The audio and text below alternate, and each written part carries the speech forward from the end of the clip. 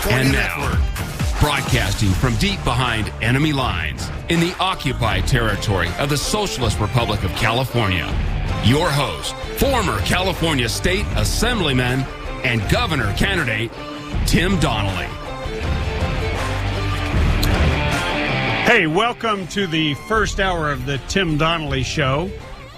And, you know, if you didn't get a chance to call in last week, and we had a number of people that wound up calling in, but they just didn't get on the show. We had a lot of technical difficulties.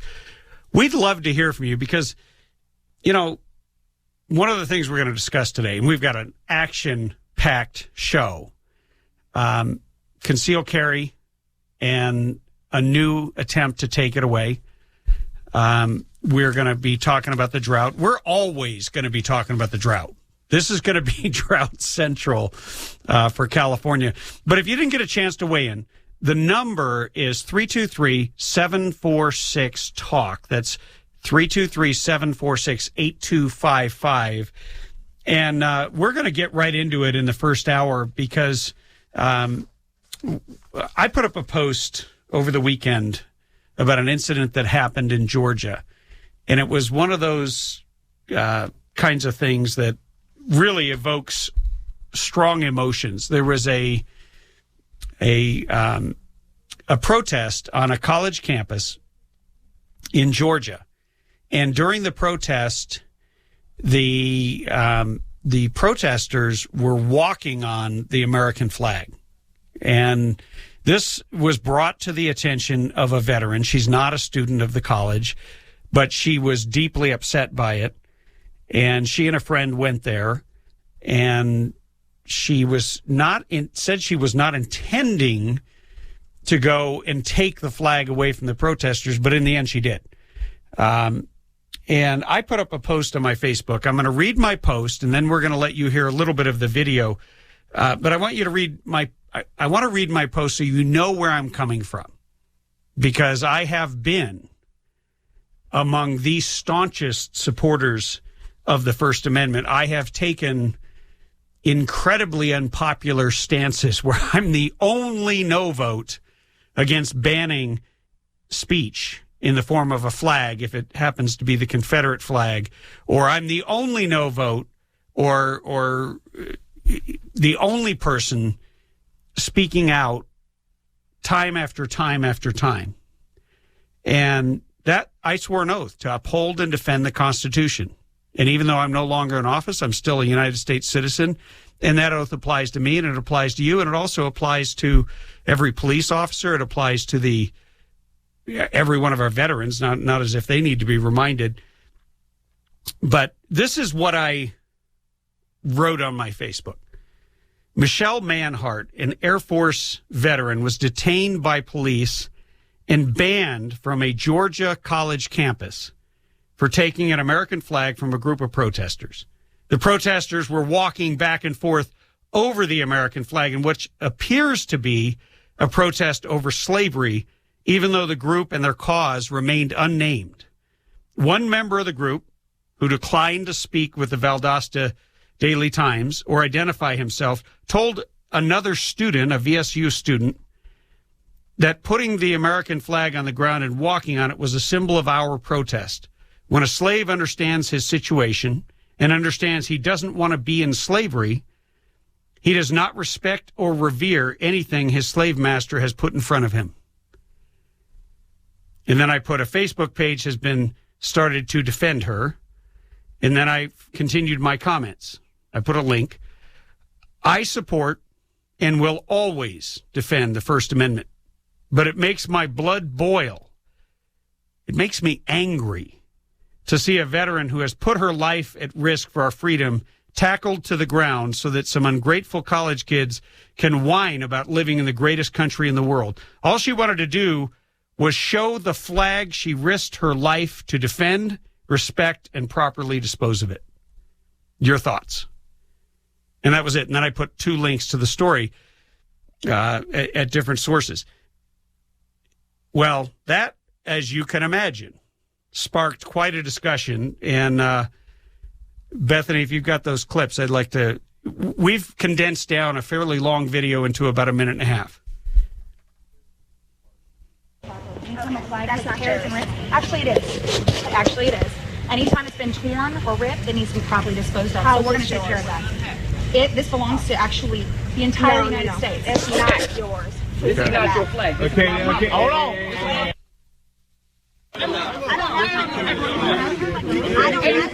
All of y'all, you and you are going to take this hands on this flag. And tell her to take it. You, No, this lady's really doing this right now. She's resisting arrest.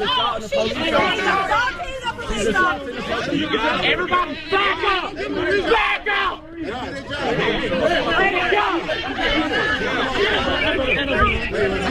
Really, guys? You really couldn't just stand up for the flag? You guys couldn't just stand up for the flag? You spiny little piece. Ma'am, No. Did you hear yourself? I'm not going to give it to them. You got that on camera, right? Good. Could I ask you a question? Is there a reason you didn't stick up for her grabbing the flag? Is there a reason you didn't stick up for her Because grabbing when we the told flag? her to release her, she did not. So you arrested her Simple because as she that. wouldn't release the flag to the Because people she- who had it on the ground. No, to me. You wouldn't release it to you. Exactly, to the officers that were lawfully asking to return the property that don't Okay. belong to her. And what about the other female that had the flag in her hands as well? What do you say about that? No answer? As you can hear, I mean, emotions are running very high on this issue. And if you want to weigh in on it, it's 323-746-TALK. But it raises a question, and it raises some factual questions. What is supreme? The First Amendment, which clearly, no matter how you might feel about witnessing the American flag desecrated, witnessing it disrespected, witnessing it treated as really as the flag of an oppressive, tyrannical force. And look, I'm the first one on this program to continually talk about how the government has become the greatest threat to our freedom. And that flag is a symbol of our freedom. But the flag is not the Constitution. It is not our First Amendment. It is a symbol of speech. And it is also a symbol of our country. And it is something that we respect. But the real question comes down to, did she have a right to snatch that flag away from the protesters, even though she wanted to defend it and protect it and properly dispose of it? Is that a crime? And I guess part of what I want to know is, what do you think? How did that, hearing that, how did that make you feel? Certainly we have strong emotions, but what do you think should have happened?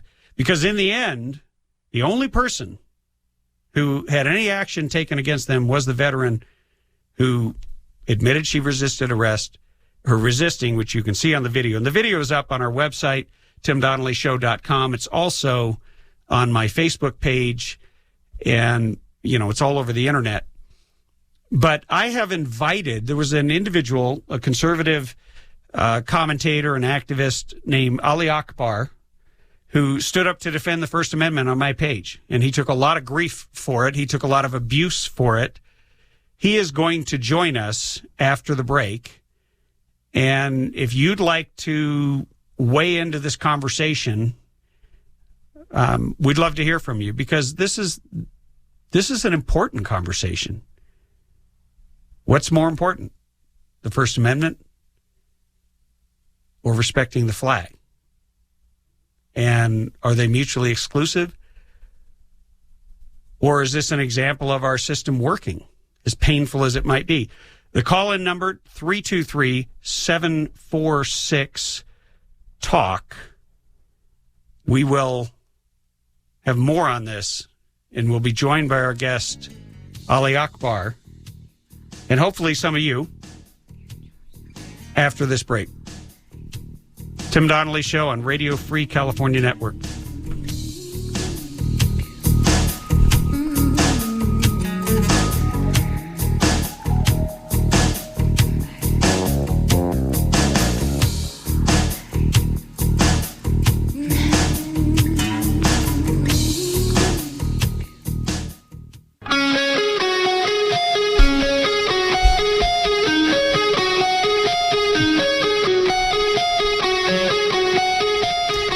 Welcome back to the Tim Donnelly Show, heard on the Radio Free California Network, live streaming at timdonnelly. Excuse me, am I going to mess up my own? timdonnellyshow.com. And our call-in numbers, if you want to join the conversation, 323-746-TALK. That's 323-746-8255 for those of you that are driving home. But as I explained to you before the break, I told you about an incident where a veteran was arrested for resisting arrest and for taking a flag away from those who were protesting by walking on it. And she felt very strongly, equally as strongly. An individual weighed in on my page, a gentleman named Ali Akbar, who is a conservative political consultant, president of the National Bloggers Club, and board member to First Freedoms. Ali, welcome to the show. Hey, thanks for having me, Tim. Oh, my pleasure. You know, it was interesting. I was doing so much show prep over the weekend that I didn't really spend a lot of time on my Facebook page. I made one comment in regards to your comment. And by the way, I appreciate that you're willing to stand alone, essentially, even though you're not alone. I think on some level, all of us absolutely feel and understand that the First Amendment must be protected at all costs. But certainly this incident provoked very strong emotions. And you stated in your post, you said that any conservative commentator who does not denounce her for resisting arrest and for the theft of the flag really isn't a serious conservative and certainly not a defender of the Constitution. Yeah. And so you got to explain that one to me about the theft. I understand about the First Amendment, but explain to me about the theft. Well, I mean, the reason she was being arrested, I mean, she wasn't arrested for resisting arrest, right? I mean, that would be, it would defy physics. What she was being arrested for was not turning back over the property of these protesters who were committing lewd speech, disgusting speech, speech that I find insulting, speech that you find insulting, that they were committing an act of free speech. This was decided in Texas v. Johnson. I mean, and it's been reaffirmed time and time again. But she was stealing property, and she even made kind of a socialist argument. This flag belongs to all of us, and certainly America, our freedoms, and any symbols that kind of go with America, in a very abstract way, belong to all of us. Well, hold on, though. Flag didn't. Hold on. I got to stop you there because I think a lot of my listeners and a lot of Americans are not as aware of the law as perhaps you and I are. But there is, when you say it was a socialist argument, well, let me back you up because you're alleging a crime of theft. So for a crime and to so are the officers. Oh, okay, that's fine. The officers, right? But the officers are not the judge and jury. They're just the officers of the law, and they are within their rights to act in public to maintain order. But when you say theft in particular, there needs to be intent. I mean, every crime has to have intent. So what was the intent of her theft? Well, this is the cool part, and this is the part that a lot of people who have only seen that one video don't realize. But me, being a communications professional, I was, and the son of a lawyer, I was very aware of how close to a script she was sticking to, and some of the coverage and the way she was phrasing it is, I was trying to properly dispose of a flag that had been desecrated, and I knew that was bullcrap. She knows that's bull crap. I really think that it's unfair if anybody doesn't. But in an interview with, let me find this here. In an interview with, I think it's WSV TV, she actually goes on to say that she watched the whole trampling yada, yada, yada, and she waited for a moment when they stopped. So she was aware that they were committing speech as a veteran, and, you know, I want to thank her for her service. She took an oath to uphold the Constitution. This includes the Bill of Rights, and she violated that because she chose that she was going to interject herself, take the flag, and then properly dispose of it. And that's just wrong. If it was after the protest and the kids, the hoodlums, had left it behind, then that would have been something she could reasonably do. But it's the same thing when officers can't grab something and claim it as evidence just because you drop it on the ground. But courts have ruled that if you put it in your trash can and you put that trash can on your curb, well, then that becomes, you know, community property or whatever, and then that can be taken as evidence. Here's a veteran who violated her oath and really, I think, disrespected the service that so many have fought for. You know, certainly a lot of my friends, my generation is the one that went into Iraq and Afghanistan right after high school. That offends me. Well, and I appreciate you coming on the program to make your case, because too often, you know, like with a Facebook post, you get half the story, or like you said, you get a scripted story.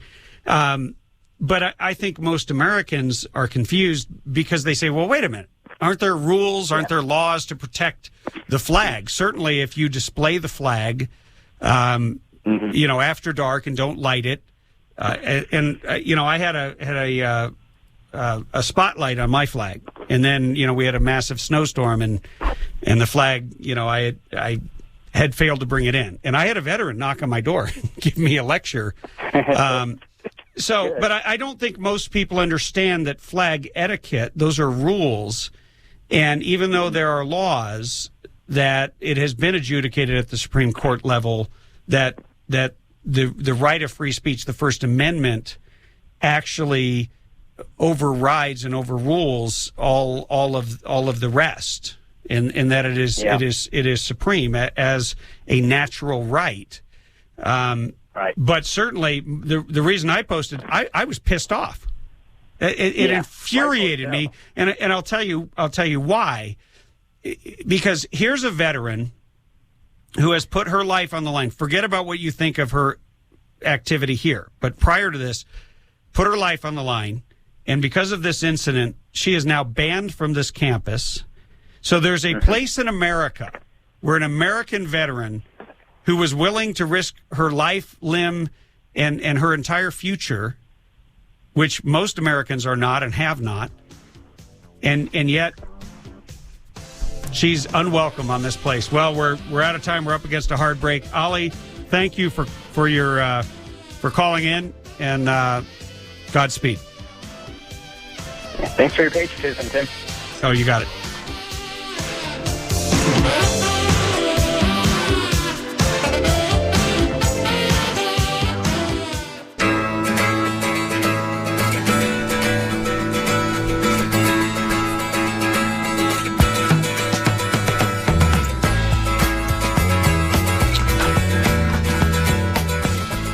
You know, I know a lot of you, just as my wife and I have children who are getting to that age, and they are looking for a job, trying to find where they fit in. And a lot of times they're not quite ready to launch into a career. They're not maybe ready to go off to 4 years of college. And they're sitting on your couch. This certainly happened to us. But they're good kids. And you might take a trip down to the Veteran Job Fair. It's in L.A. on June 18th. Or you can go to recruitmilitary.com. But you know what? Our son went into the Coast Guard. He's now been he's out on his first deployment. And we're excited because he's gone from being a young man without a clear direction to a man who is going somewhere. And it's exciting. So check it out, recruitmilitary.com. You can also contact Joe Krabacher at 513-677-7035. There's going to be over 400 veterans expected to attend, and there's going to be a network of veteran-friendly employers. It's going to be at the Olympic Collection Banquet, Conference, and Entertainment Center at 11301 West Olympic Boulevard in L.A. But you can get the info right off of recruitmilitary.com.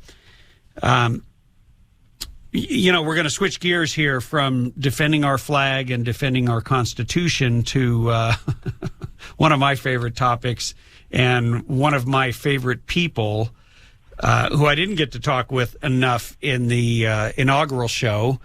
I would like to welcome Brandon Combs. Brandon, welcome to the Tim Donnelly Show. Well, thanks for having me back, and I'm glad to hear that you're not tired of me yet. No, not in the least. I could talk guns for 3 hours a day. But you're with the Firearms Policy Coalition, and that's right. And you guys are sounding the alarm, and there's a lot to be alarmed about. I've been reading more and more. You and I started to talk about this SB 707. But this thing is a bad bill. I mean, basically, tell me if I'm wrong, but it makes our schools less safe because it would say that an off-duty police officer couldn't actually carry, or someone who, retired police officer who has been trusted his entire life to carry a firearm, who essentially with his badge has a 50-state concealed carry permit, will not be allowed to carry on any of our school campuses in California. Yeah, that's right. And it's really even worse than that. What we're talking about with SB 707 is Senator Wolk's attempt to basically disarm all campuses except for the bad guys. Okay? Now, I was in the hearing about a week ago, and the police chief for the UC Davis campus said, you know what, we're the only ones that should have guns on campus. Well, how many of them are there on a campus as large as Davis? And so what he's talking about is really saying, well, retired peace officers, somebody who's put in 20 or 30 years of service, concealed carry licensees who have gone through extraordinary background checks, we can't trust them. But these are the guys that are going to mace down crowds. It's just silly. Yeah, I mean, we've already seen the campus police. I don't think it was Davis. I think it was on one of the other campuses up there in the Sacramento area, where they were macing protesters, and I would much rather trust somebody who has been trained in I don't want to call it combat, but I guess it is in a sense, depending on where you serve. But I would trust them to at least have the training and the judgment to know when and how to pull a firearm in defense of innocent individuals if there was a school shooter on campus. And they would do so in a way to minimize casualties. I mean, it just... Well, let's be very clear about what gun-free school zones are the epitome of bad policy, okay? Nowhere else in our culture do we accept the proposition that we basically tell the bad guys, the evil and the insane, where to go and how to do it. This is basically the safest place for somebody to commit a heinous crime or mass murder. And what we're talking about in SB 707 is a bill that's going to take all the guns away from the good guys and make sure that the bad guys cannot be stopped. Okay? It's telling the bad guys where to go, and I think that's insane. I agree. And, one thing about the Gun-Free School Zone Act of 1995, it actually acknowledged that at the time that if a teacher had obtained a CCW and could get the superintendent to sign off on it, then the teacher could actually carry on campus. Well, that's right. And ultimately, what's really bothersome about this, beyond the fact that we're really sending the wrong message, is there's no evidentiary need for the bill. The author couldn't point to a single instance. In fact, when I was sitting there, I was shaking my head because the Brady campaign, who supports the bill, when she was asked, based on some of our letters, some questions that we had, hey, how many instances of problems have there been? They could not point to a single one, and in fact, literally said, it's just anecdotal. Okay, so we're going to draw policies, by the way, that are criminal. Okay, retired peace officers and carry licensees are going to be treated as criminals for no reason at all, except for purely anti-gun agenda pushing stuff that is, frankly, it's just nonsensical. Well, it really should outrage everybody. It reminds me of the question that Amanda Collins asked in Colorado after she had been raped on campus within sight of the police station, which was closed. And the guy who raped her pulled a gun, stuck it to her head, and she was livid over the fact that she had obeyed the rules, and she, even though she had a concealed carry, she left her gun in her car. She didn't carry it on campus, and she parked her car across the street near a donut shop, and that's where her gun was when she needed it. And this rapist went on to kill his next victim. And so she testified when they were trying to ban and do the same thing in Colorado, and she asked a simple question, and when she asked it, it sent shivers up my spine, because it was such an simple, powerful, and elegant question that cuts at the heart of it. She said, "How will disarming me make you any safer?" And that's it.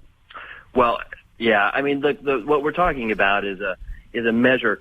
Let's just say a young woman is taking college classes, has threats against her life. She gets a restraining order. She gets a carry license. She is a heavily scrutinized live scan background check, pays fees, takes training, and this under current law, she's exempt from the Gun-Free School Zone Act because by operation of a license under Penal Code Section 26150 or 26155. And so under this law, what we're really saying is somebody who's gone through all the hoops, who has a restraining order against a known threat, the best she can do is a rape whistle. Yeah. Okay. I'm sorry, but that's not good enough for me, and that's not good enough for her. That's not good enough for our law-abiding citizens. And this is just a flat, outrageous bill. I really hope people are paying attention and calling their legislators on this one. Hey, how can people get more information on this specific bill? Is there a website or anything? There is. They can go to stopsb707.com. Okay, so that's and there's more information about the bill. StopSB707.com. We'll put that up on our website, timdonnellyshow.com. Hey, Brandon, can you stay over for another segment? Be happy to. Great. Hey, if you have any questions about gun laws right now, I know it's fun to talk about gun equipment, but seriously, Brandon is an expert, and he's with the Firearms Policy Coalition. If you have any questions about pending gun laws right now in Sacramento, 323-746-TALK. We'll take your calls for Brandon after the break.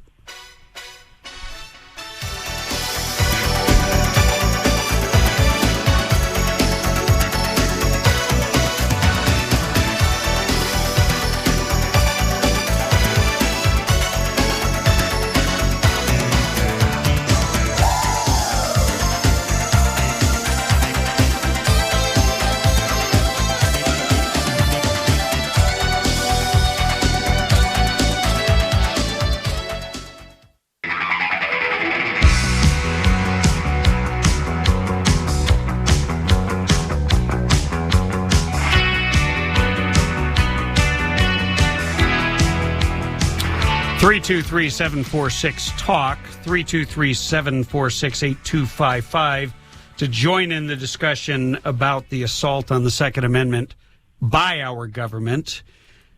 We've got Brandon Combs of Firearms Policy Coalition on the line.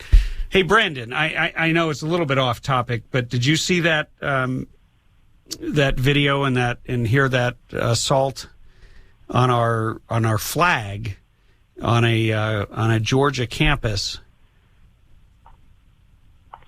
You know, I've been driving all day, and I've heard a little bit about it, but I don't know enough to speak intelligently on it. So, but I'd love to hear some more if you've got some interesting thoughts there.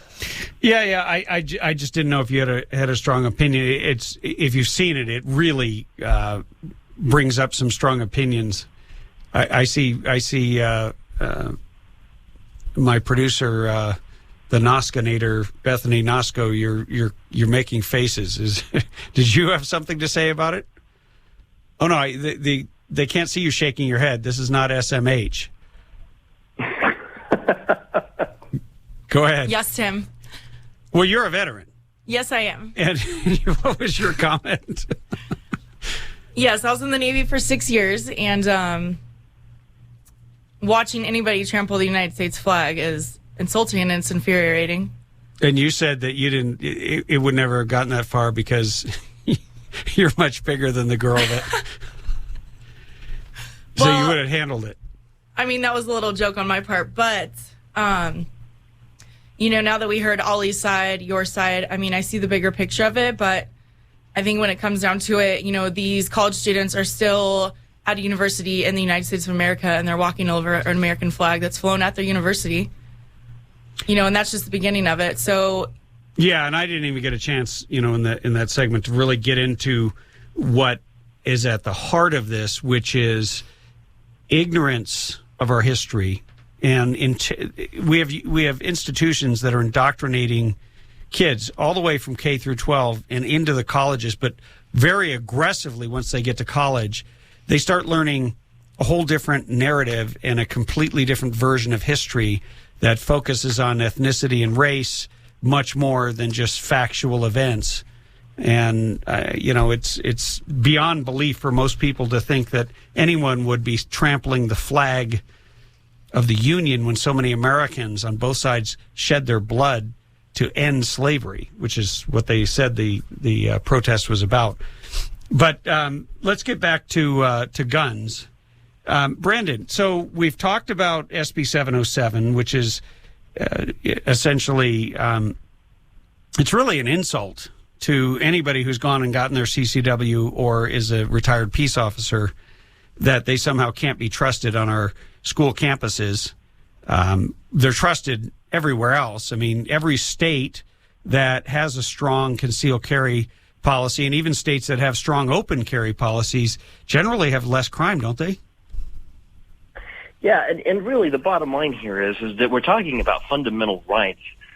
These are the rights that pre-exist government itself. And so, when there's no evidence that says that this is even close to being a policy that can be upheld on facts, all this is a bunch of emotional, agenda-driven garbage that's purely designed to chill the exercise of fundamental rights, and that's dangerous, exceedingly dangerous for liberty and also for people.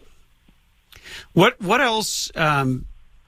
What else do you see coming down the pike in Sacramento that gun owners ought to be aware of? I mean, I think I shared my experience in trying to order a gun for my wife's birthday, and it was a nightmare.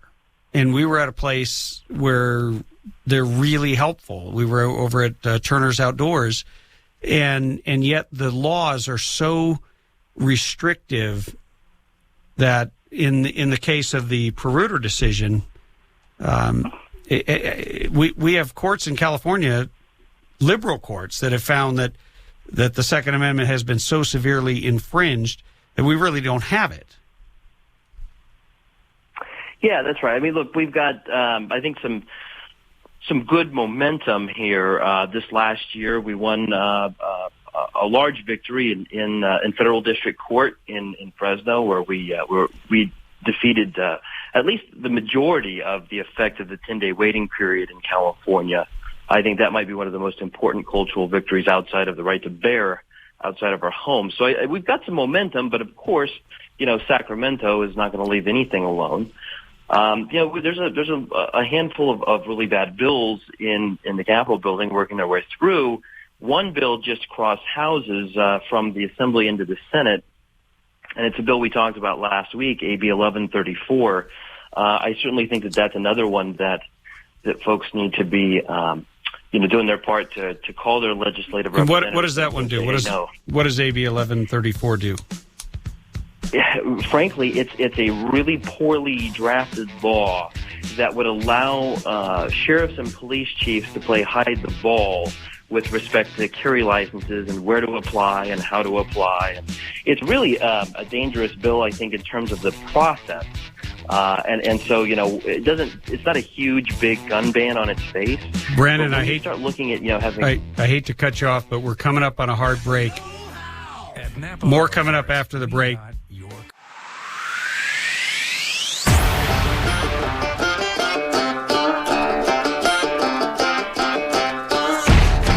And now, broadcasting from deep behind enemy lines in the occupied territory of the Socialist Republic of California, your host, former California State Assemblyman and Governor candidate, Tim Donnelly. Hey, if you're just tuning in, shame on you. You should have listened to the first hour. But you know what? There's something you can do. This Friday, there is an NRA, Friends of the NRA fundraiser at the Victorville's Hilton Garden Inn. So if you're listening on our affiliate Talk 960 out there in the high desert, you need to be at this dinner. I don't care what kind of plans you have. You need to defend our Second Amendment.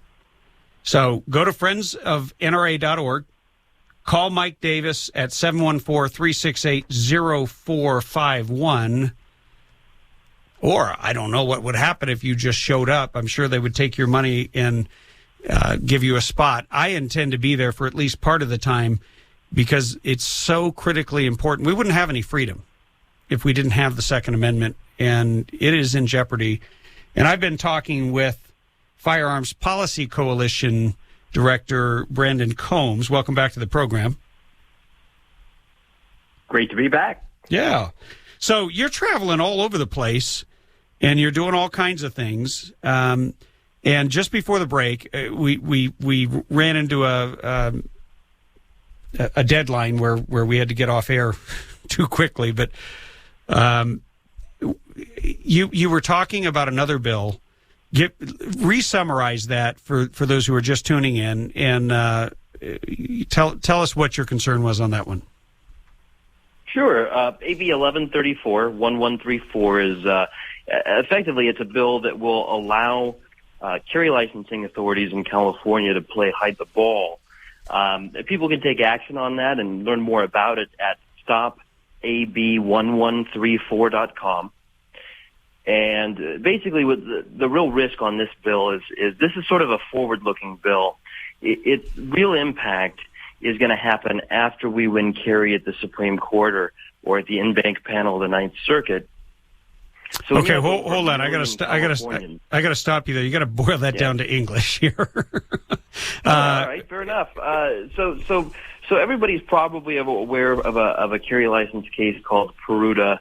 And a sister case called Richards, both of which are at the Ninth Circuit. And those cases are going to be those cases in for a simple refresher course, essentially were about the fact that the Second Amendment has been so severely infringed, both legislatively and then in terms of the way that concealed carry licenses are administered, that Californians have been denied or completely have lost their Second Amendment rights. Right, and so basically those cases stand for the proposition that carry licenses in California have to be shall issue. We won at the Ninth Circuit, and since then, recently, the Ninth Circuit said, well, we want to have another look at this. So now it's before what's called an in-bank or a full court, an 11-judge panel, including the Chief Judge, Sidney Thomas, who was the dissenting, the downvote on the original Peruta and Richards decisions. So we know where he's at. But really, this is about the future. There's going to be more than 1 million Californians that seek their carry licenses after we get a shall-issue system in place. And so what we want to make sure of is that the process is accessible, that there is due process and people are not being run around. What AB 1134 will do is allow sheriffs and police chiefs to trade off who's doing what, consolidate power and processing authority in really weird ways and unpredictable ways with as little as a telephone call, a verbal agreement, and we think that that's a really dangerous thing for the future.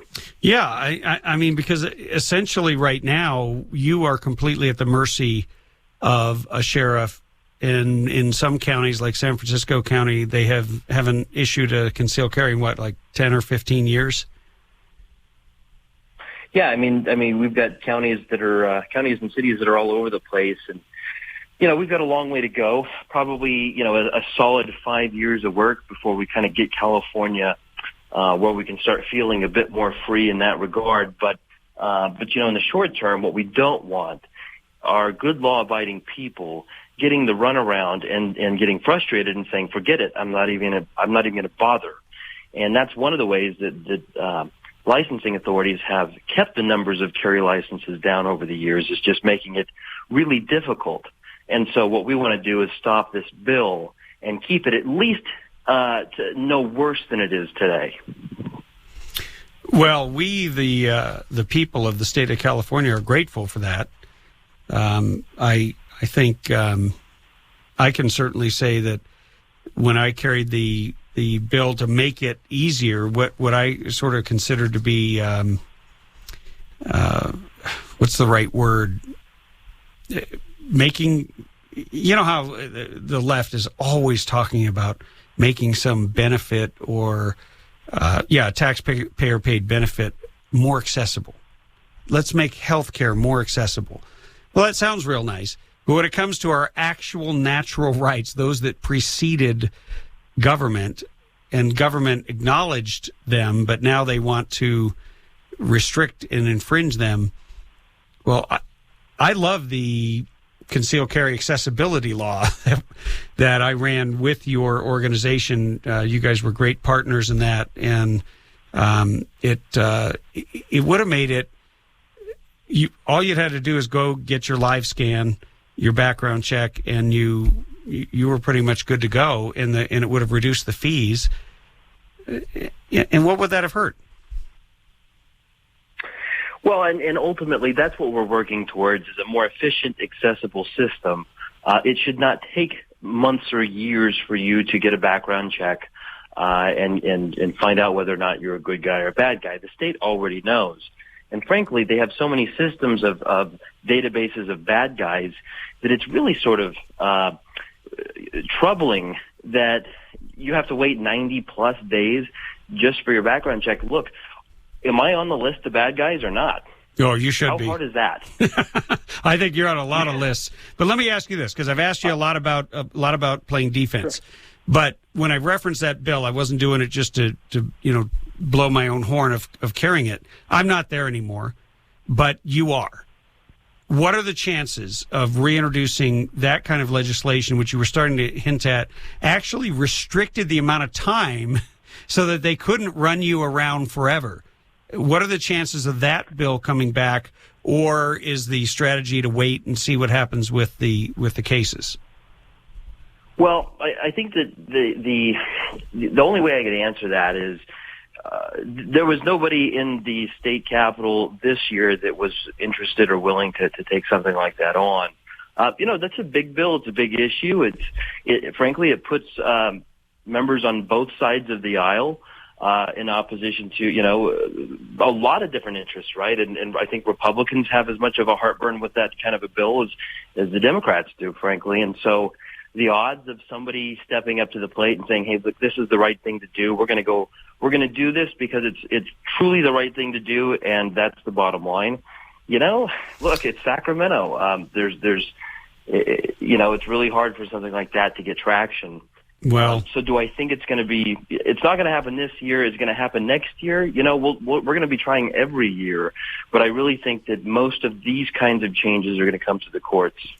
Brandon, stay tuned, or will stay tuned for more updates from you.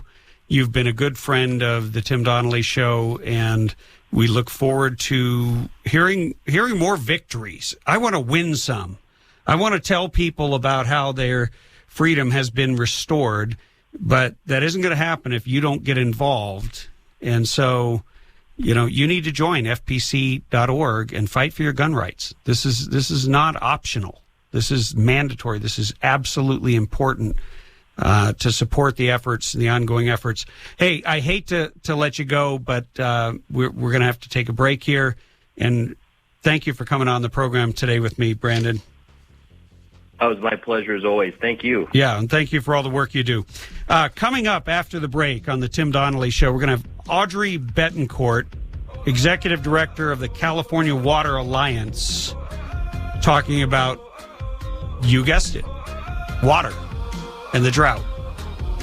Stay tuned.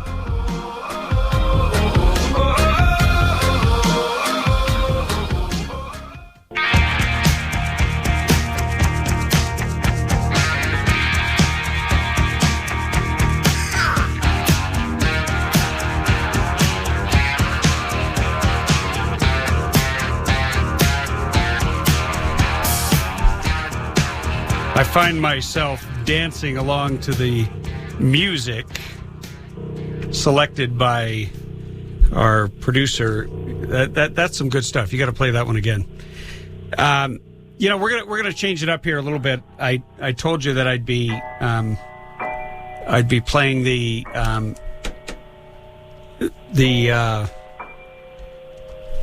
I've got music in my ears. I think yeah, I can hear that really boring elevator music. Sorry. I don't know if you guys can hear it, but yeah. Anyway, so we're going to switch it up from guns to water. And somebody said that whiskey's made for drinking and water's made for fighting. And I'm just going to jump right in. Yeah, you like that? I'm just going to jump right in the deep end and bring Aubrey Bettencourt, Executive Director of California Water Alliance, on the program. Hey, Aubrey, welcome to the show. Nope, I think that that did not work.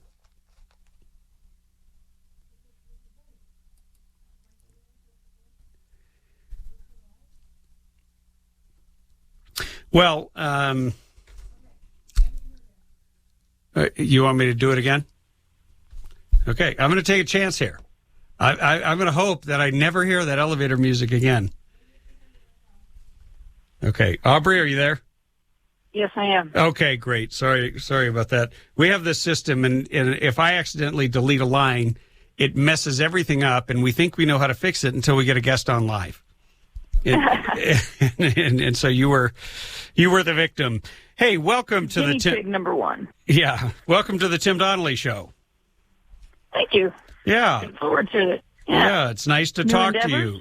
Yes, this is a new endeavor. I met you. It seems like 3 years ago. You came into my office and talked to me about water, and now here it is, finally in the headlines every single day. Yeah, no kidding. So give me it's been a busy couple of years. Yeah, give me your sense of where we are. I mean, people have heard that in the cities they're going to have to cut 25%. They've heard farmers being blamed and all kinds of numbers bandied about. Some reports say that 80% of the water is used by the farmers, that it takes a gallon of water to produce one walnut. And I hadn't noticed anyone in San Francisco stop eating walnuts, but who knows? Maybe they've got some kind of boycott going on. What's going on here? Help me sort it out.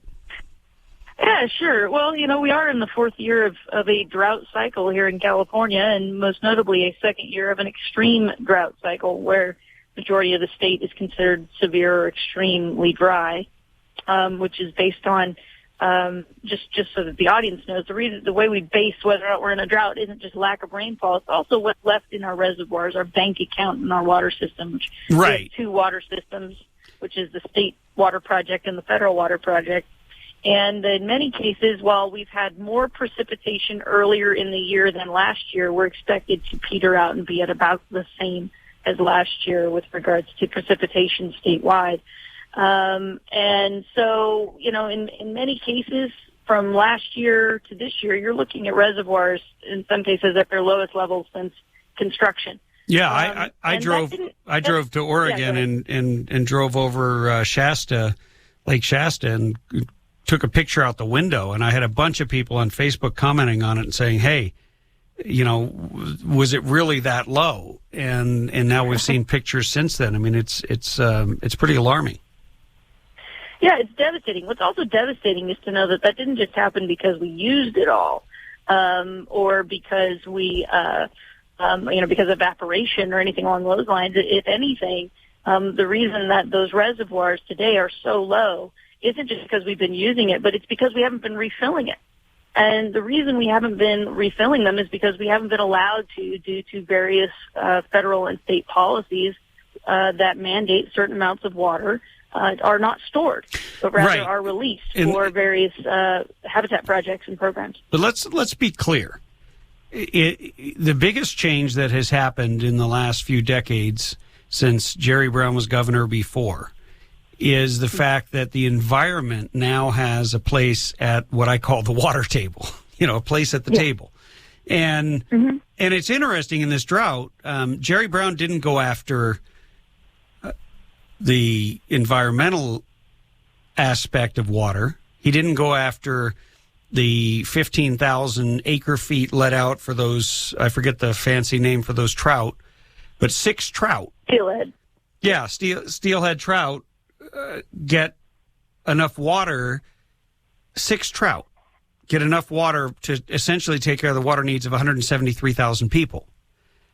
And so it just seems that what we ought to be doing is looking at the environmental portion first and saying, hey, wait a minute, why are we releasing and letting out water so that fish can have a better life, but we're doing it at the expense of human beings? We're putting our agriculture at risk. And last time I checked, there's a whole lot of industries we can do without. We can probably live without an iPhone, and liberals would like us to live without a car. I'm sure, we can't live without a bicycle and all that, but you can't live without food, and you can't live without water. Yeah, no, and you're speaking directly to probably the biggest myth to come out of the California drought 2015, which is exactly you touched on before, who uses how much water. And there's this awful story being told that agriculture uses 80% of the state's water. And in fact, that's not even near the truth. The fact of the matter is, we develop, and develop is water that is stored and conveyed for use, directed use. We develop less than 50% of the state's total rain and snow. So we actually only use a fraction of what's available to the state of California. And then of what is developed for use, 10% roughly is used by urban use, and that includes municipal as well as industrial use. Aubrey, if I could hold you right there. We'll have Aubrey finish this conversation coming up on the Tim Donnelly Show right after the break.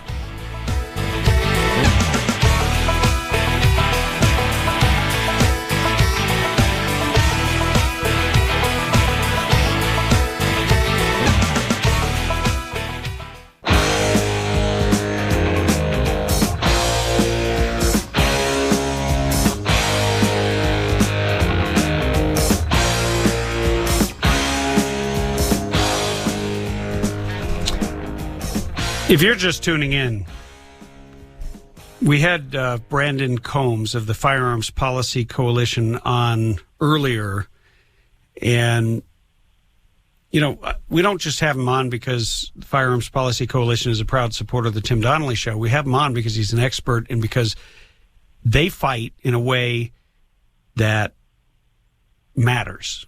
They know how to win. And they're a very effective organization, and they're fighting for you. They're fighting for you. They're fighting for me. They're fighting not just for our gun rights. The left has turned gun rights into some kind of bad word. They're fighting for our freedom. They're fighting for the security of our families, of our neighborhoods. And so you need to help them fight. So I'm asking you. I am a proud member of the Firearms Policy Coalition. I've been promised T-shirts and a hat. When they get here, I will take a picture, and you can check them out on our Facebook page as well as our website, timdonnellyshow.com. But right now, I want you to go to joinfpc.org. That's joinfpc.org, or click on the link on timdonnellyshow.com, and you become a member, and you stand with me and with them in this fight for our freedom. You're listening to the Tim Donnelly Show on the Radio Free California Network. And we have Aubrey Bettencourt, if you're just tuning in, Executive Director of California Water Alliance, on the phone. Aubrey, you were starting to break the myths and go into some numbers before the break. Would you? We've heard this number, about 80% is of the water is used for agriculture. Talk to me about that. Is that for real? Where does that come from? No, it's not for real. So we'll run it from the beginning really fast. So of all rain and snow in California, we develop, which means we harness for use, directed use, less than 50%. And we call that developed water. Anything we put in our water bank account, the reservoirs, the canals, the water banks, you name it, that's developed water. Okay. So let me stop you there, because I think that's a great distinction. So how much water in an average year, and then maybe in a bad year, do we develop? What kind of a number are we talking about? Total capacity of the system, I don't have off the top of my head. But it is well known that the system is only capable of harnessing about 35 to 40% of total rain and snow in a normal year. Okay. All right. So in a normal year, which we would call a 100% year, in a 100% normal year, 50% of all rain and snow is used by nature, naturally, and 50% roughly, or just under 50% roughly, is harnessed for our uses throughout the state.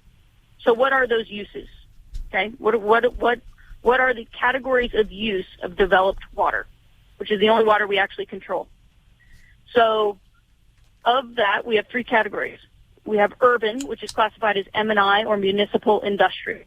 We have agriculture, and we have environmental management programs. So we have three users. And actually, when the system was designed over the course of from about the turn of the century up until the mid-'60s, which was the last time we did any major infrastructure update, it was actually only designed for municipal, industrial, and agricultural use. And so up until 2007, the state government who reports on this, which is the Department of Water Resources, only actually reported municipal, industrial, and agricultural use. But they changed their reporting in 2007 because as of 1992, we entered in a third user to the system. A third straw was put in our system, and that third straw was government-mandated environmental programs. And over the course of time, from 1992 to 2007, that third straw got bigger and bigger and bigger, to the point where the Department of Water Resources declared that in order to accurately understand the water use in California, they had to report all now three water users. So today, in a normal year, and 2010 was about a normal year for us in California, approximately 8.9 to 10% is used for municipal industrial use statewide. Approximately 40% is used for agriculture and food production and fiber production. And approximately 50%, or a little over 50%, is used for government-managed environmental programs. And that is where the water goes in California. Wow. Now, that was very clear, by the way. You gave a great summary for our listeners. So I got to ask the obvious question. If only let's be generous and let's just say that if only 10% of the developed water usage in a given year is for municipal usage, then cutting that by 25% isn't going to do a whole heck of a lot of anything, is it?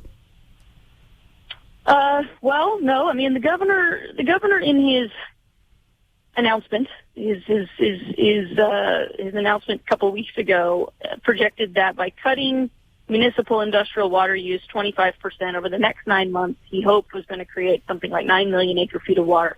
I don't know that that is what is going to happen.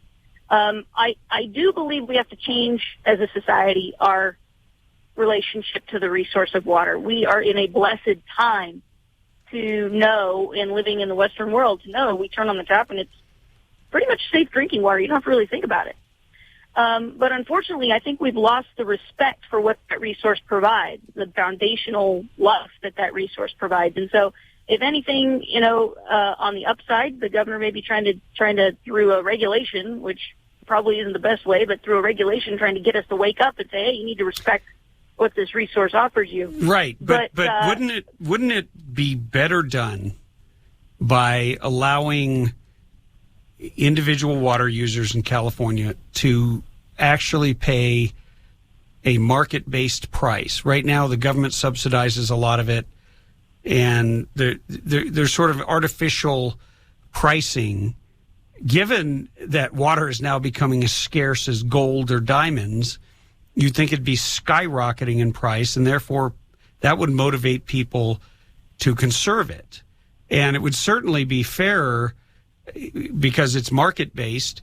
It would reward the people who have already made monumental changes and maybe cut their water usage 50%. They've let their lawns go. I did that years ago because it was too expensive. And plus I got tired of, fighting the Gophers. I kept losing. I think they made a movie about that.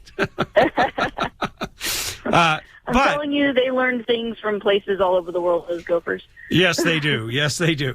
But wouldn't it? There's a school of thought, and I read a very interesting article in Reason magazine about letting the market actually bear the true cost, which then would force us to make choices, because it would bring into play desalting the ocean, desalinization. It might make that a much more viable and cost-efficient option for regions in the South, don't you think? Well, there's a lot to be said for water markets, and my experience with them actually goes back to Australia, which is actually seen as kind of the model for water markets in the world as a result of their 11-year drought cycle, extreme drought. They went to a market-based system. I think there's a lot of room for implementing what you're talking about here in California, but it's important to realize that one thing I'm always quick to warn is you can't just look at what Australia did and apply it to California, because it's not a cookie cutter situation. Australia has half the population of California, and a continent the size of North America. So it's just a different application, excuse me. But there is a lot to be said for going to a market-based system in order to help us better realize, I think, especially in regions like you're talking about, or within, they're talking about now tiered pricing within municipal areas and things like that. And so I think there's a lot of room for discussion there. But the fact of the matter is that's a way to get you said, to respect the resource, to conserve. You're going to run into some issues with regards to, possible monopolies then end up in play. I think you've got a concern there. There's a huge concern that we would drive out certain industries such as agriculture because it couldn't compete with the collective dollars of the Southern Californias and the large municipalities, Bay Area and things like that. So we would have to come up with a structure. I'm not opposed to a market structure, not at all. I think we have to come up with one that works for California. Because I think it does do exactly what you said, which is incentivize in many ways positive production and positive respect of the resource. I think you're dead on. Yes, we are California. We figure out ways to do things better. I mean, we took a desert and we figured out a way to use our water and irrigate the most fertile farmland in the world, and we're feeding the world. We're feeding this country, which is critically important. It can't be underemphasized or overemphasized how important it is to have food security. You know? Yeah. And if we have to depend on other countries for critical parts of our food supply, if we get into any kind of a fight with the rest of the world, oh, surprise, surprise, that's happened before. Whether there's a Republican or a Democrat in the White House, we've been in wars and we'll be in wars again. So I think you make a lot of sense. It does have to be California-based. It does have to respect the fact that that agriculture is a unique industry, but we have to respect each region of the state. And I think creating markets, we're letting markets develop. I don't want to say creating, because then you sound like how the government created a market for healthcare and most people think ruined it.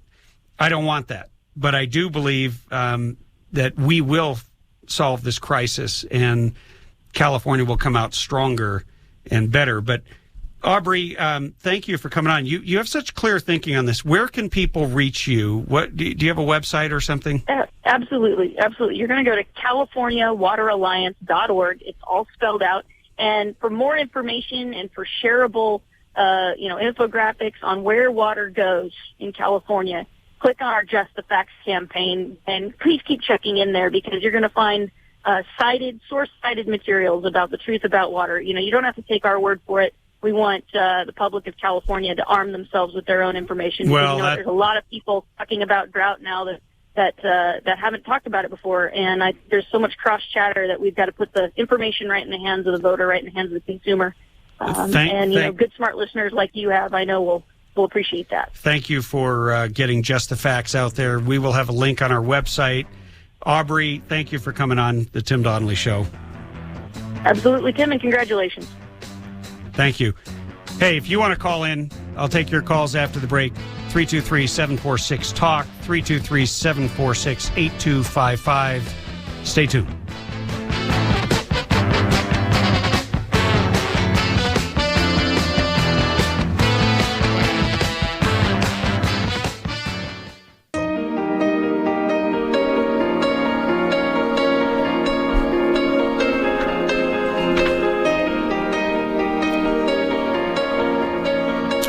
If you're like me, your home is your castle. Yeah, I know you probably think I'm going to be talking about the Second Amendment, but I'm not. I'm not going to talk about guns. What I am going to talk about is doing something about securing your neighborhood. We can't depend on the government to do everything. As a matter of fact, if we're going to have a limited government, and that's what I want, that's what the Constitution guarantees us, then we got to step up and participate in our own security.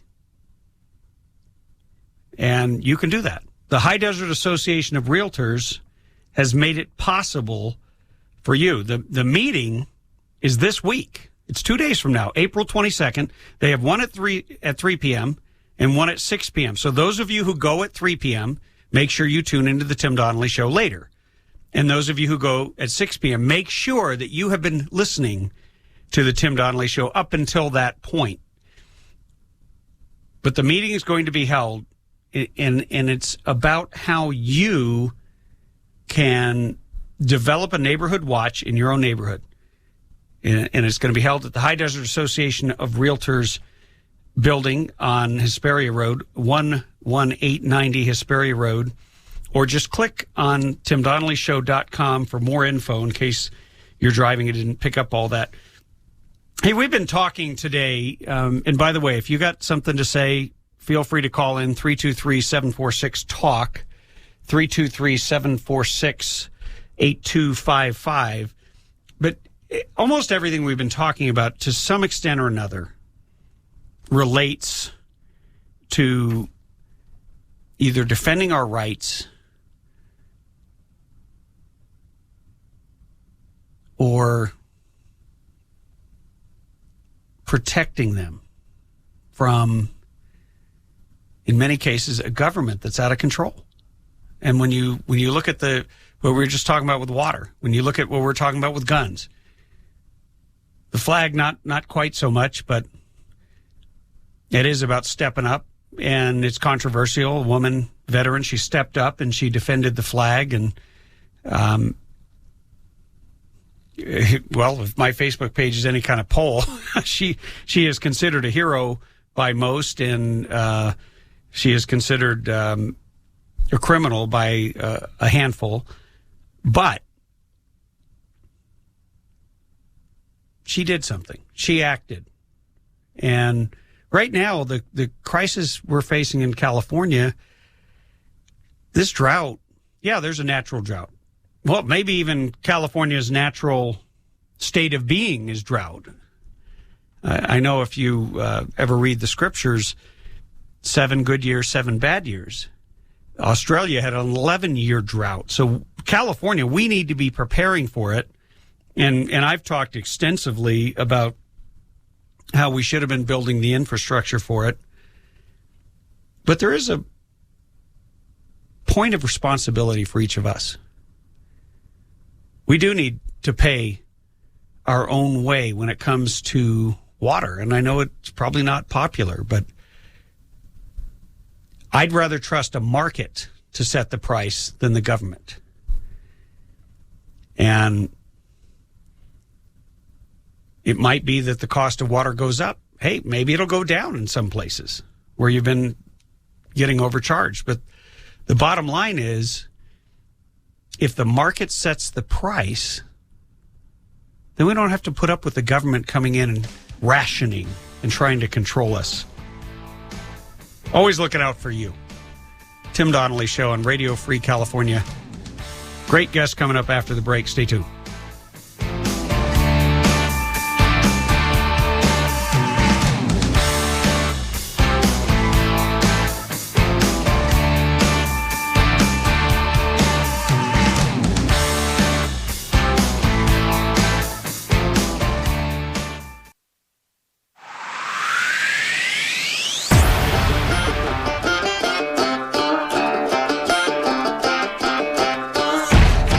And now, broadcasting from deep behind enemy lines in the occupied territory of the Socialist Republic of California, your host, former California State Assemblyman and Governor candidate, Tim Donnelly.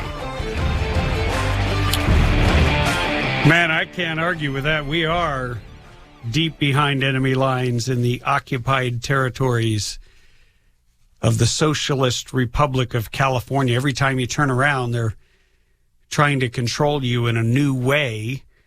We talked on this program a short while ago with a parent who was going to weigh in on SB 277, which is forced vaccinations. It's interesting. The measles outbreak has ended. I heard that headline on the news yesterday. They said, the measles outbreak has ended in California. And then I thought, okay, where's the follow-up?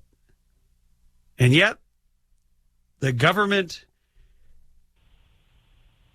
control, the legislation, the idea of forcing you to take action and do something, even though it probably wouldn't have much effect, because they never really told you the truth about what was happening. A lot of diseases that we've wiped out have been brought back by California government policy, by federal government policy on immigration, by a complete lack of any serious attempt to uphold and defend and secure our borders or enforce any of our immigration laws. And yet people who wanted to opt out of vaccinations became targets.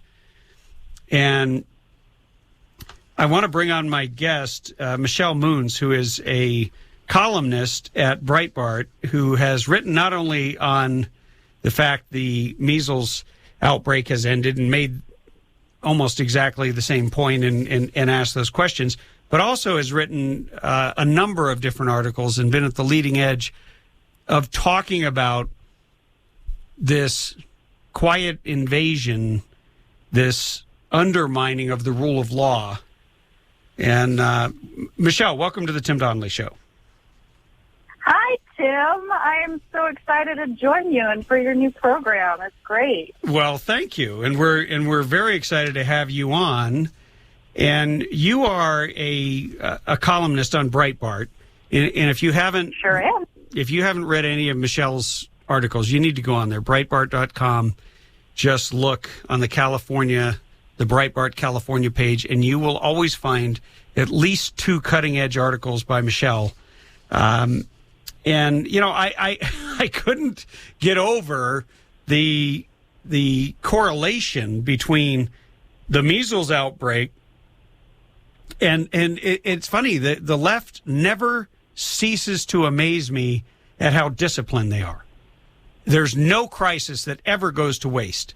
So a bunch of people get measles at Disneyland, and the government comes in to take away the opt-out for people who have a religious or a personal belief exemption. And for years and years and years in California, we've always had it.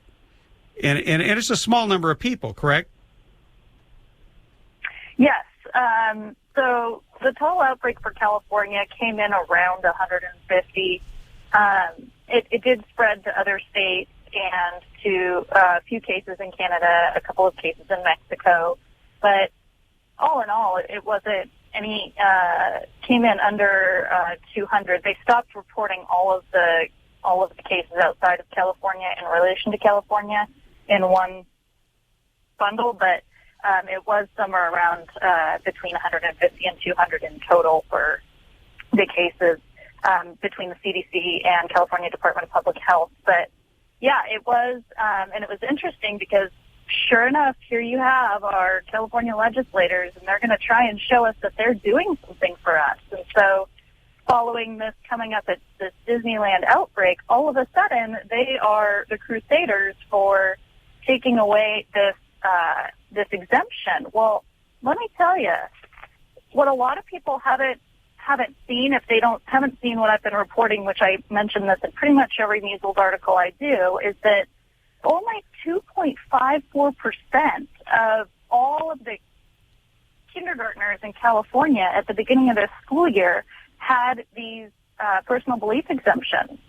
Right. That means that even if every single one of them got all their vaccinations, it's not going to make a dent. Not to mention, according to the CDC for measles, we're already at herd immunity, which basically means we've got essential, not 100% immunity, but general immunity within California for,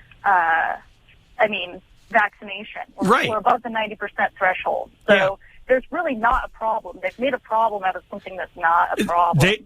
I can't tell you how many times we would come into the floor. As a matter of fact, today's a Monday. So at 12 noon, it's high noon in California because you've got the legislators all amped up from the weekend and they're ready to do battle and save you from yourself. You know, and something happens over the weekend, and next thing you know, they're working on a new law. And they've already got it fast-tracked. Yeah. And they're already... Now, mind you, if you really were concerned about the potential for epidemics or the potential for recurrence of diseases that we've wiped out, the potential for diseases to actually re-enter our become a public health crisis that are multiple drug resistant, such as tuberculosis and other things, sure. Then you would control your border and you would control and have people come in through what is called an immigration process, which is an orderly process where you check their background, make sure they've got their vaccinations, make sure that, you know, that you're not introducing a disease into the populace that has already been eradicated. And yet, right, the exact same people that want to take away the personal exemption and personal beliefs exemption from this micro population, this tiny minority, many of whom, by the way, are Democrats. Yeah, many of the people who don't want to be mandated for vaccinations are actually people from more Democrat-heavy areas. And yet they are getting ready to push a 10-bill package to make it even easier and make California the destination of choice for anyone and everyone who has ever come into or thought about coming into the United States illegally. Absolutely, yeah. That does take us into what the California's chief law enforcement official, Attorney General Kamala Harris, said, and that is that an undocumented immigrant is not a criminal. Now, that is under federal law, and she's a state law enforcement official, but that is not an accurate statement at all. Wait, I'm confused. What is an undocumented immigrant anyway? I'm deeply confused here because there are only two categories of immigrants that I'm aware of. There are people who have a green card, and they are called resident aliens. And then there are people who do not, who have come into the country illegally, and they are classified by Department of Homeland Security as illegal aliens. Exactly. And you're exactly right, because that is a technical term. All of the liberals, they want to say that this is some racist term. It is a technical term, a descriptive term. They are illegally present foreign nationals, illegal aliens. And so it's not some sort of racial thing, and they're not all one race either. Well, no, my mother-in-law, my mother-in-law, when I first began dating my now wife, was a resident alien. That's how I know that. I saw her green card, and when she became a U.S. citizen, it was a great day in our family, and a proud day. And she is a proud American, and so. You can't have it two ways. You can't say, hey, this is, well, go on, because you segued beautifully into your article, by the way. Go ahead and make your point, and then we'll go to a break. Yeah, sure. So basically what the argument that I made is she's talking like none of them have ever committed a crime. Well, sure enough, there's a group called the Remembrance Project, and there's a woman that I got to know whose son died because of the results of an illegal alien who was driving and did not have a license, and he hit her son on his motorcycle and the son's girlfriend. Well, the son died, and the girlfriend is permanently disabled, and this person afterwards was found to be at fault in this accident for her son's death, and all he got was probation. He literally is still in the country.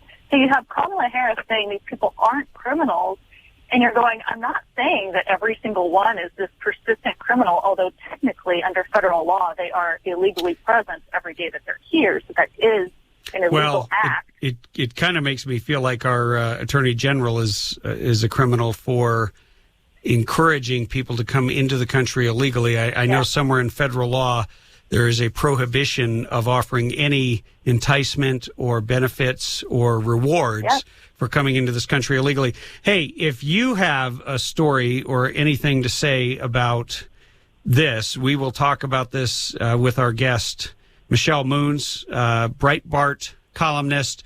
Go ahead and give us a call at 323-746 TALK. That's 323-746-8255. More coming up with Michelle Moons after the break.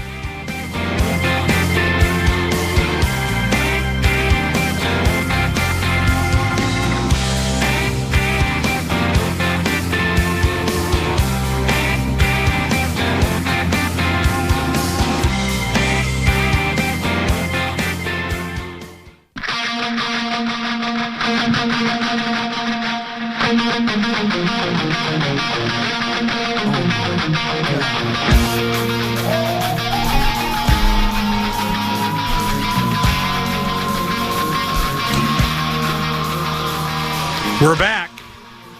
It is the final countdown towards 6 o'clock. I don't know what's going on, Bethany. I don't know if you're doing something there in the producer's box that's making this time fly. I don't even feel like I feel like we just started 5 minutes ago. Am I crazy?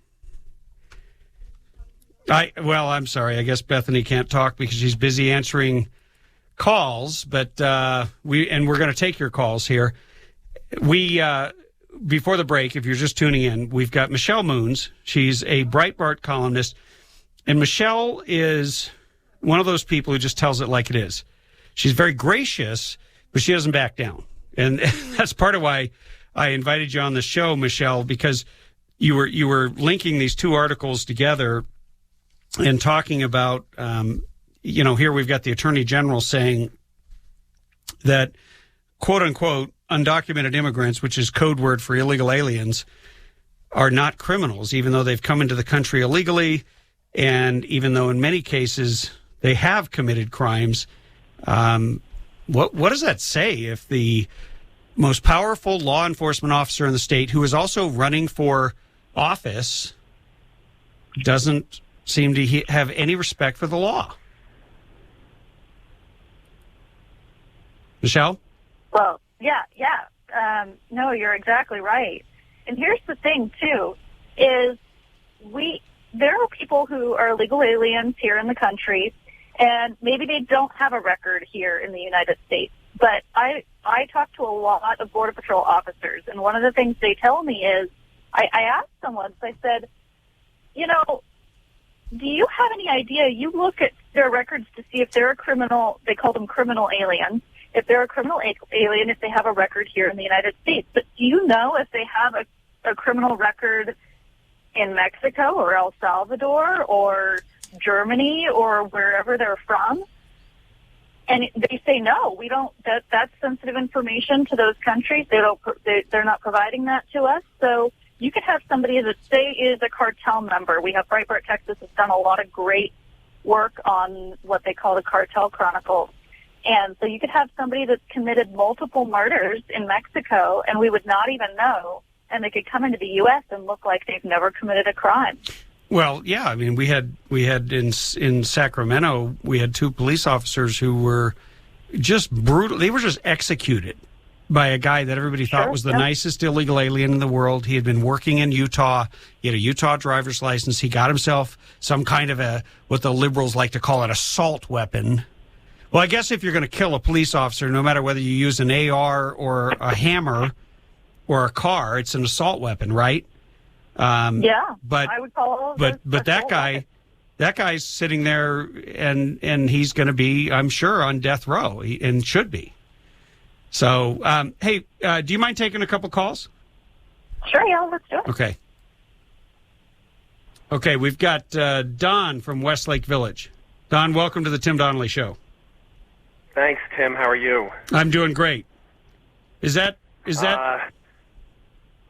Go ahead. Yeah, I was just going to say I was listening, and I'm kind of flabbergasted by the Attorney General's comments that none of these people are criminals, since one of them killed my son a little over 4 years ago. Oh, I'm sorry to hear that. Thank you. And is that Don Rosenberg? Yes, it is. Oh, hi, Don. I met you. Okay, yeah, go ahead. I know who you are. Okay. And since that time, I've been pretty involved in dealing with illegal aliens. I mean, starting with unlicensed drivers, but it clearly took me into many other areas. Don, what happened? What happened? Well, do you mind telling our listeners what happened? My son was coming home from law school, and he was on his motorcycle, but going very slowly. It was rush hour, and a illegal alien was driving in the opposite direction, tried to make a last-second left-hand turn to beat the traffic, and he hit my son. Now, at that point, had he just stopped, my son would have walked away with some bruises, but instead he accelerated, trying to get away, and drove over his body. My son's helmet had come off and got caught underneath his tire, so he couldn't go further. He backed up, driving over him a second time, and then trying to flee, went forward again. This time he stopped because a guy had gotten out of his car and was standing in front of his car, and his right rear tire was on my son's abdomen, and 5 guys had to pick the car off of him. Oh, my word. If that's not a criminal act, I don't know what is.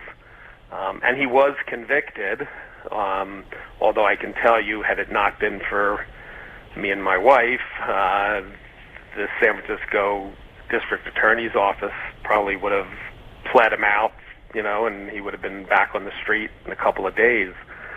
For the Attorney General to say that is incredible. And I could list, case after case after case of people who have been killed by these people. Hey, Don, do you mind holding over the break? No, not at all. Michelle, can you stay as well? Sure. Okay. Sure, not a problem. Let's continue this discussion because I think it's just too important to let go. Hey, if you want to join this conversation, this important conversation, 323-746-TALK. It's 323-746-8255. Tim Donnelly Show on the Radio Free California Network. Stay tuned.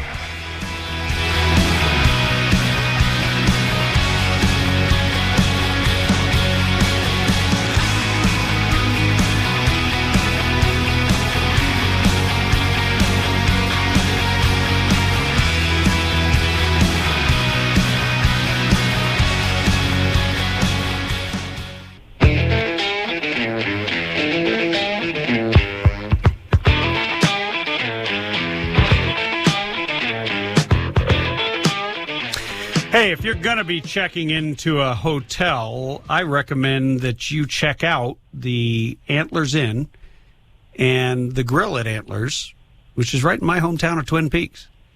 And, it's kind of a hidden little gem. And a lot of even mountain residents don't know that it's open 7 days a week. You definitely need to make a reservation if you want to have a sit-down dinner. But if you want to just drop in on Wednesday or Thursday, you can go upstairs and have sushi. 909-336-2600. Whatever you decide to eat, whether it's a steak or sushi, make sure you tell them that Tim Donnelly sent you. Hey, we've been having a great conversation here on a very important issue with Michelle Moons, who is a Breitbart columnist who has written an article exposing the Attorney General about her opinion. It's hard to believe that the top law enforcement agent in the state of California does not consider illegal aliens to be criminals. I guess she just doesn't believe in the law. I don't know. And we also have Don Rosenberg, whose son was tragically killed. And Don, just before the break, you were telling us, so your son, the accident, the tragedy happened. Was that in San Francisco? Yes. Yeah. And the Attorney General was once the DA in San Francisco. And she. Go ahead. Yeah, I was going to say she was actually, when he was killed, she was the district attorney. This was 2 weeks after the election or she was the DA. Yeah, district attorney. This was 2 weeks after the election that made her the Attorney General.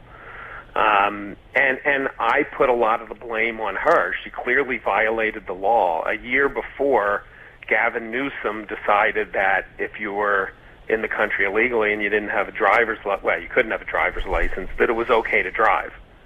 Right, and not only not only that, but they put in place a full-blown sanctuary policy in San Francisco that said even if you were an illegal alien and you were a criminal, then you weren't going to be turned over to federal authorities. So it went far beyond just the driver's license issue. Oh, yeah. Well, the sanctuary city thing went back even further. But on November 9th, 2009, which was almost a year to the day, he just said, okay, you can drive. And George Gascon, who's the current district attorney and who was the chief of police at the time, he implemented the policy. And Kamala Harris, who was the district attorney, if she had been doing her job, she would have said, no, you can't do this. That's against the law. You can't let people, cities don't have the right to let people drive without licenses.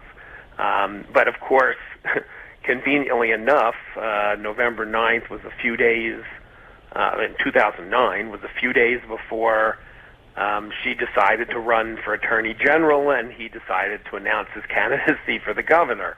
So, they were just playing the game looking for votes. And it cost my son his life. And a matter of fact, the guy who killed him was caught in June of 2010 driving without a license, driving without insurance, driving the wrong way on a one-way street. And they pled the case out, pay the ticket for driving the wrong way on a one-way street, and will drop the other 2 charges, which they did. They had impounded his car. They let it out in 18 hours, which is also against the law. And he was back on the road driving again, not even a full day later. Wow. And Don, he called my son. Michelle, go ahead. I didn't mean to cut you off. You wrote this article, and you've written on this. Go ahead. Yeah, and I wrote on an event that Don spoke at actually a while back, but regarding his son and a group of people that have had the same experience, where you hear again and again, especially people that have committed crimes and then are are illegal aliens that have committed crimes, and then our law enforcement or our law officials, whether that be Kamala Harris or the current DA like Don's talking about, and they get let out into society and they commit another crime. You have that with Jameel Shaw went through that as well. His son, within I believe hours of the illegal alien that shot his son and killed his son, had the same experience where an illegal alien was let go after being incarcerated and commits another crime. At the very least, we should be sending these people back to their country of origin, the country that they are a citizen of, not putting them back out on our own streets. And we're seeing that where, like Dawn was talking about how if it weren't for, it sounded like you and your wife, Dawn, pushing for this individual to be prosecuted, that he probably wouldn't have, or it would have been a lighter sentence. I mean, would you say that would be accurate, Dawn? Oh, absolutely. They would have pled the case out immediately. Let's put it this way. We were constantly fighting so much with the district attorney's office because they were botching the case, and actually I believe on purpose, because I don't think you could be that stupid and that incompetent and even make it to work every day, the things they were doing. And it's all documented. I mean, they filed an appeal. We had to force them to file an appeal on the preliminary hearing. Wow. And they filed it, and their 22-year expert on writs, that's how she was introduced to us, filed it in the wrong court. And we lost our appeal right. And I'll tell you, a district attorney from Los Angeles, who was sort of I guess he was sort of like the lobbyist for the DA's office down here in Sacramento, told me that for an experienced person, and actually said any legal person, to file an appeal in the wrong court is like a Major League Baseball player going up to home plate holding the wrong end of the bat. It just doesn't happen. Yeah. Now, it's so outrageous.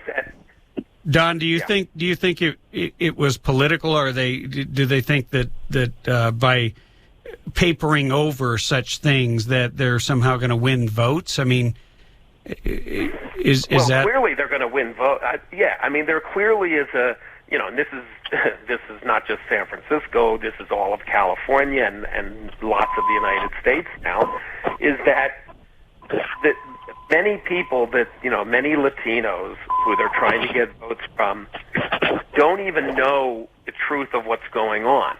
Because many of them that do are very much against what's happening. But what they are trying to do is to be able to get a very generic, this guy or this woman is very positive towards the Hispanic community. And these kind of things make them positive because they don't know the details. All they know is they hear that, in Los Angeles now, if you drive without a license, they're not impounding your car anymore. Nobody ever tells them that, oh, by the way, they're responsible for over 10,000 hit and runs a year, and they kill about 150 people a year. And, they don't tell them the bad things. They only tell them, your car won't get impounded.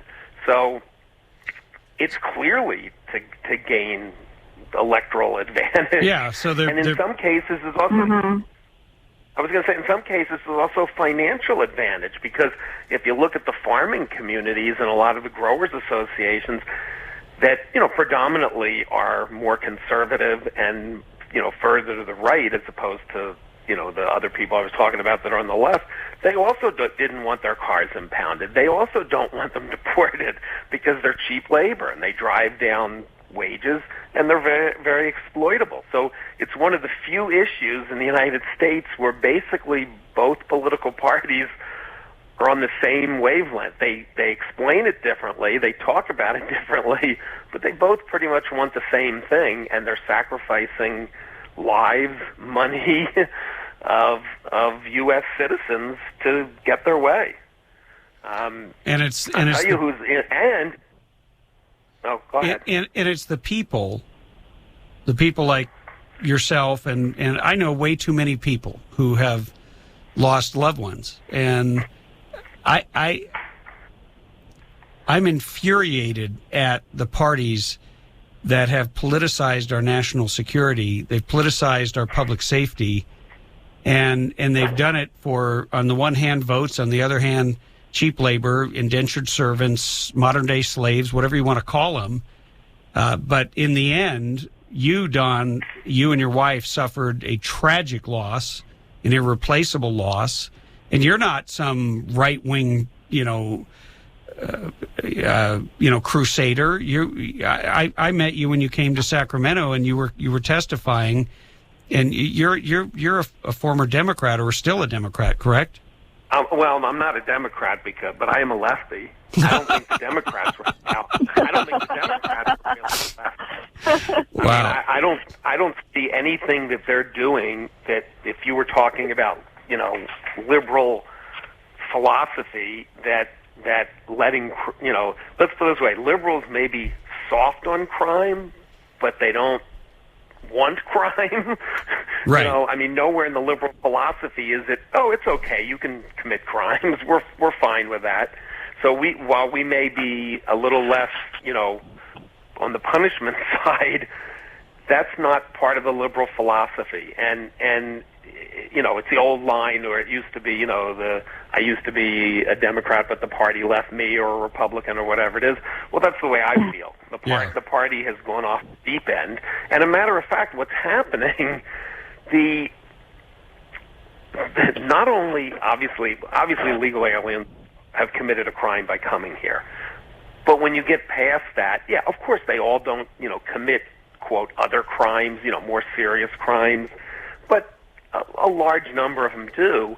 And it's not a question of it being whether they're, whether they commit more crimes than everybody else or not. Every crime they commit is an additional crime. It's a crime that wouldn't happen. It's a crime that wouldn't have happened if we enforced our laws. And I'll tell you something, they're making our politicians criminal. While we had the break, I pulled up, a letter that I had sent to Kamala Harris. She's in violation of the California Constitution, Article 5, Section 13. It's only one, there's a lot of sentences, but I'm going to read one. It shall be the duty of the Attorney General to see that the laws of the state are uniformly and adequately enforced.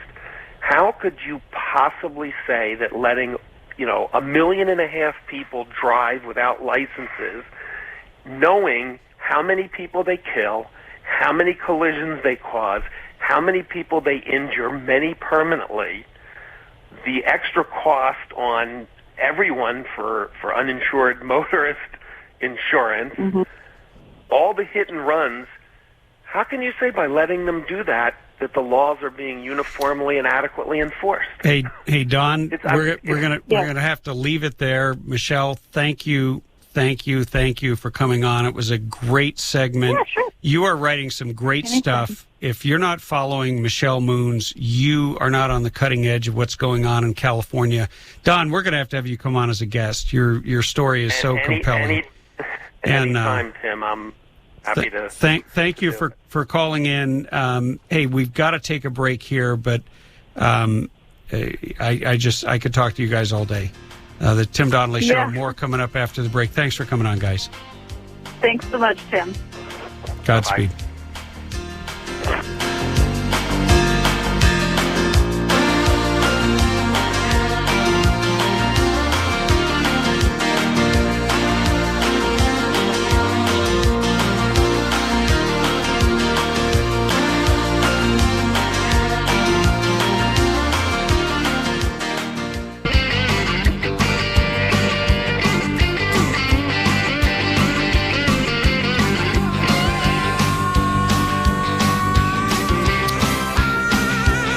Tim Donnelly Show on the Radio Free California Network.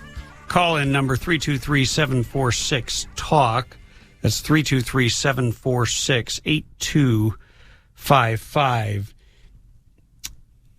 You know, after listening to Don's story and also, Michelle Moons and her commentary, I happened to be looking on Twitter, and there was a tweet that the Republicans are poised to nominate Loretta Lynch, who is the president's pick for the Attorney General of the United States. And it's just scary how the story that has unfolded here in California, where we have a lawless Attorney General, an Attorney General who has no regard for your rights, who believes that people who come into the country illegally and commit crimes, that's just fine. No problem with her. You commit a crime with your gun, and she will move heaven and earth to put you away or put you down. She is dead serious about that. Kind of reminds me of all this alphabet soup of tyranny, the abuse of power by the IRS to silence people because they don't like their viewpoint, and the Department of Justice and the NSA spying on Americans. This woman, who is going to be confirmed because the Republicans in Washington, D.C. have caved. And they haven't caved for somebody who should be the next Attorney General. This woman believes that President Obama's executive amnesties and executive actions, which were outside of his authority, are okay. She said flat out they're okay. And so far, the Republicans have decided that they're okay with that. And on this show, I can tell you we're not okay with that. And unfortunately, I see that we have a caller, and we are just about out of time. So if you'll call back tomorrow, Bethany will grab your number. We'd love to talk to you. This is an ongoing conversation. It takes place every day from 3 to 6 p.m. You know what? Be sure and tell your friends about the Tim Donnelly Show and tune in tomorrow from 3 to 6. God bless you and Godspeed.